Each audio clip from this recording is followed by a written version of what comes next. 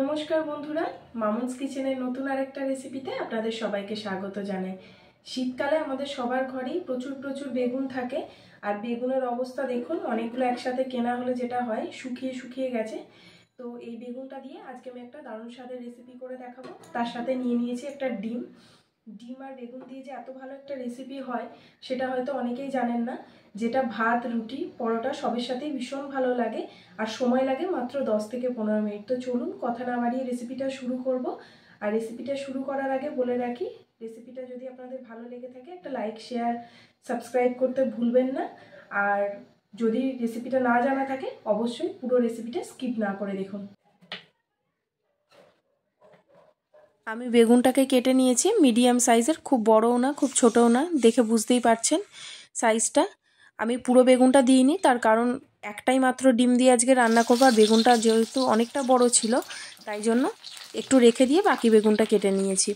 তো কড়াইয়ে সর্ষের তেল গরম বসিয়ে দিয়েছি, তেলটা গরম হয়ে গেলে বেগুনগুলো দিয়ে লবণ হলুদ দিয়ে ভালো করে ভেজে নেব। আর ভাজার সময় মাঝে মাঝে একটু ঢাকা দিয়ে দেবো, তাহলে বেগুনটা খুব সহজে নরমও হয়ে যাবে। আজকের রান্নাটা আমি খুব সহজে আপনাদেরকে করে দেখাবো, যখন হাতে সময় কম থাকবে অথচ নতুনত্ব কিছু খেতে ইচ্ছা করছে, বা ফ্রিজে এরকম অনেকগুলো বেগুন থেকে যাবে।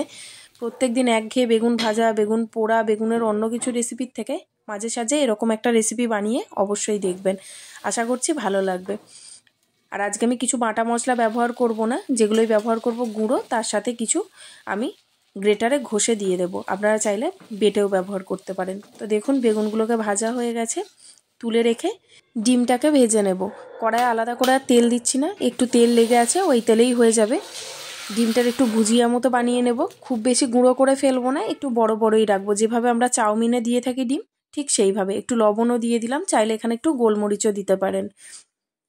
তো ডিমটা দেখুন ভাজা হয়ে গেছে, এবার ডিমটাকেও তুলে রেখে দেব। এই রান্নাটা খুব সহজে হয়ে যায়, মিনিট 10 সময়ের মধ্যেই রান্নাটা আপনারা করে নিতে পারেন। আর এটা রুটি, ভাত, পরোটা সব কিছুর সাথেই বেশ ভালো লাগে। তো দেখুন এবার কড়াইয়ে আবার একটু সর্ষের তেল দিয়ে দিলাম, তেলটা গরম হয়ে গেলে এর মধ্যে একটু গোটা জিরে ফোড়ন দিয়ে দিচ্ছি, আর কিছুটা পেঁয়াজ কেটে রেখেছি, একটা বড় সাইজের পেঁয়াজকে আমি এরকম স্লাইস করে নিয়েছি। পেঁয়াজটাকে দিয়ে ভালো করে ভেজে নেব।